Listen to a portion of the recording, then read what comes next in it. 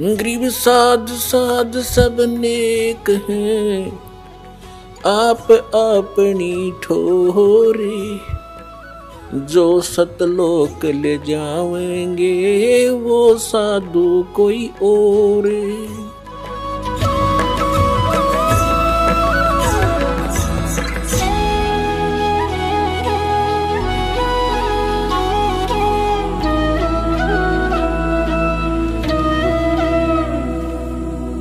भगत की कैसी मर्यादा है।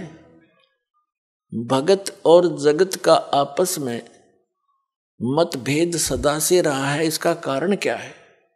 इसका कारण यह है कि भगत की परंपरा मर्यादा जगत से भिन्न बन जाती है और जिन परंपराओं को लेकर वो पहले समाज में चल रहा था, इतने वजन को उठाकर इस भक्ति मार्ग पर प्राणी चल नहीं सकता।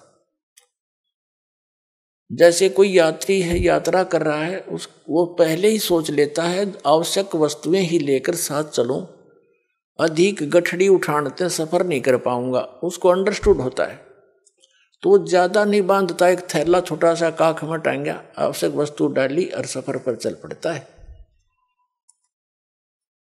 जो भक्त बन गया वो परमात्मा के मिलने वाले मार्ग पर चल पड़ा, और जो भक्त नहीं बना वो वही बैठा अपने घर पे, वो उस वस्तु को प्राप्त नहीं कर सकता। तो उसकी मर्यादाएं कुछ अन्य हैं, उनसे हटकर हम अपने सीमित करके इस सफर पर चल सकते। तो इस प्रकार जगत और भगत की आपस में मतभेद बना रहता है कि ये तो ऐसे भी नहीं करते, ये त्योहार भी ना मनाते, ये तो दहेज भी ना देते, ये लेते भी को नहीं। तो इस तरह के हम नहीं कर सकते, क्योंकि हमें ज्ञान हो गया कि आज हम किसी से लेते हैं, कल देना पड़ेगा। तो क्यों सिर में दर्द कराया फिर देने के लिए? जैसे आज कोई रिश्वत ले रहा है किसी से, 5,000 10,000 20,000 ले ली, और वो उसने देनी पड़ेगी फिर उसको आगे चल के अगले जन्मों में। अब परमात्मा आदरणीय गरीबदास साहिब जी कहते हैं, तुमने उस दरगाह का मैल नहीं देखा और धर्मराज के तिल तिल का लेखा। बता, कहते तुम इसलिए गलती करते हो, तुमने वो स्थान ना देखा जहां पर फैसले होते हैं इस भगवान के सत्र के। तुमने उस दरगाह का वो मैल नहीं देखा, धर्मराज के तिल तिल का लेखा। ये बालकों का खेल है। एक तिल यानी एक जरा सी भी कोई आपकी वस्तु है, आपस में वो लेन देन किसी भी जन्म में हो, चाहे 1000 जन्म के बाद हो, आपकी वो पूरी करनी पड़ेगी। आज कोई रिश्वत ले रहा है, अगले जन्म में वो दामाद बनकर लेगा उसका और पैसा ले जाएगा, और फिर मृत्यु हो जाए मन माने, वो पैसा भी गया, लड़की दूसरी जगह ब्याहनी पड़ेगी। तो टूट गया कहर उसके ऊपर। हमारे सामने जितनी भी ये आपदाएं आती हैं, ये पिछले संस्कारों से हैं। इसको समझने के लिए एक उदाहरण है। हम इतने गिर चुके हैं, इतना सतर गिर गया हमारा, हमने सिर्फ ये संसारिक भौतिक सुख दिखाई देते हैं, नथिंग एल्स। और इनके पाने के लिए, यहाँ की सुख की फोकट महिमा बनाने के लिए हम कुछ भी आगा पीछा नहीं देखते। एक व्यक्ति का विवाह हुआ, एक पुत्र उत्पन्न हुआ, उसकी पत्नी की मृत्यु होगी, उसने दूसरी शादी की, 10-12 वर्ष के बाद दूसरा पुत्र हो गया, वो स्वयं भी मर गया, उसकी पत्नी भी मृत्यु को प्राप्त होगी। अब बड़े लड़के का विवाह हो चुका था, छोटा भी बालक था, 10-12 वर्ष का, 13 वर्ष का। तो क्या हुआ, वो छोटे वाला बीमार पड़ गया। बीमार हो गया तो उन्होंने कुछ थोड़ा बहुत ट्रीटमेंट करवाया, फिर किसी ने बताया कि इसको वहां ले जाओ, हफ्ता 10 दिन वहां रखना पड़ेगा, कितने पैसे लगेंगे, 500 रुपये का खर्चा होगा। उस समय 500 रुपये आज के 5 लाख से भी ज्यादा समझ लो। तो उन्होंने विचार किया कि 500 रुपये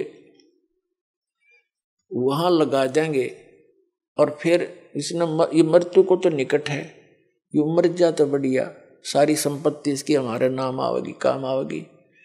यानी 10-15 एकड़ जमीन थी इसकी, उसके हिस्से की। उस लालच में उन्होंने केस स्कीम बनाई, एक डॉक्टर से बात करी, वैद्य से, कि वैद्य जी तू ऐसे ऐसे कर दे, ये बीमार तो है ही, किसी को पता भी नहीं चलेगा। वो भी लालच में डूब गया। 500 रुपये, उसने 100 रुपये लिया, जैसे भी लिया, और उसको विष दे दिया बच्चे को, वो मर गया। मर गया तो कुछ दिन के बाद वो तो खुशी का ठिकाना नहीं, किसी को पता चला नहीं, रास्ते का रोड़ा भी निकल गया उनके सोच से। फिर बताते हैं कि उनका बच्चा लड़का हो गया 1 वर्ष के बाद। अब खुशी का ठिकाना नहीं, पाला पोसा, उसका विवाह कर दिया। 16 जल्दी विवाह कर देते थे तो 12-13 वर्ष के का, 15-16 वर्ष का जब वो लड़का हो गया, बीमार हो गया, संतान कोई थी नहीं, इतना बीमार हो गया कि अपने पुत्र को उन्होंने, जहां भी जिसने बताया झाड़ फूक करने वाला या कोई वैद्य डॉक्टर, सब जगह ले गए, वो जमीन भी बेच दी, आधे से भी अधिक, और उसको कोई आराम होने का नाम नहीं। एक दिन वो उसका पिता बैठा, लड़का लेटा हुआ चारपाई पर, कति अस्थि पिंजर शेष था। तब उस लड़के ने कहा कि भाई साहब, अपने पिता की तरफ मुंह करके कहा, भाई साहब। अब उसने सोचा तो कति इसकी बुद्धि भी खत्म हो ली, मुझे भाई कहने लग गया। कहा कि भाई साहब मेरी लकड़ियों की व्यवस्था कर ले और एक कफन तैयार कर ले। वो कहता है बेटा मैं तेरा बाप हूं, मैं तेरा पिता हूं, भाई नहीं हूं। बोला नहीं तो मेरा भाई है। अरे सुन ले राम कहानी, मैं तेरा वही भाई हूं जिसको तूने विष देकर मारा था। और किस लालच में कि यह संपत्ति तेरे नाम हो जाएगी, यह संपत्ति भी मेरी आली सारी तूने बेच बेच के मेरे ट्रीटमेंट पर लगा दी है। अब केवल तेरा मेरा हिसाब एक कफन और लकड़ियां का रह रहा कर ले तैयार। तब उसकी वह बुद्धि के सक्रिय खुल गए, अगर सचमुच मैंने तो नाश करया, भाई मारा और संपत्ति भी गई। रोन लग गया आंखों में पानी भर के। तो वो लड़का कहने लगा ये भी रोन दौड़ तो कुछ ना पाखंडी, तो अपनी तैयारी पकड़े। अब उसने उस समय विवेक आया कि भाई ठीक है, जैसा इस नीच ने करया मेरे तो आगे आगी, इबोर तो संतान मेरा हो को नहीं, इकलौता पुत्र था तो मरेगा, मेरा तो वंश नष्ट हो गया। जिसा मुझे मैंने किया ठीक मिला मुझे तो। पर एक बात और बता दे, जो या तेरी पत्नी है, तेरी मृत्यु के बाद अब इसको जीवित जलाया जाएगा, क्योंकि सती प्रथा थी उसमें। पति मर जाता था तो पत्नी से पहले तो पत्नी को जिंदा जलाया जाता था चिता में, जैसे मुर्दे को फूकते, उसको सती कहते।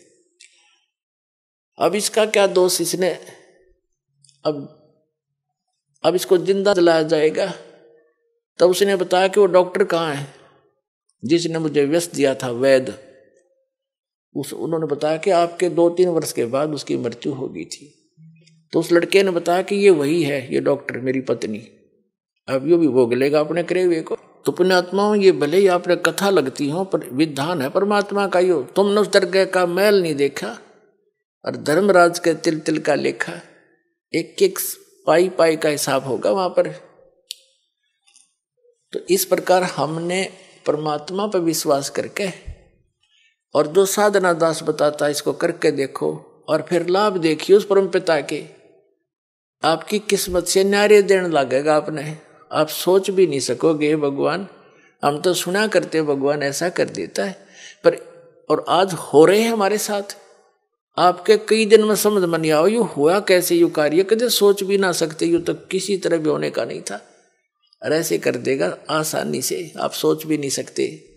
और फिर आपका विश्वास और दृढ़ होगा, ऐसे भक्ति में लग जाओ।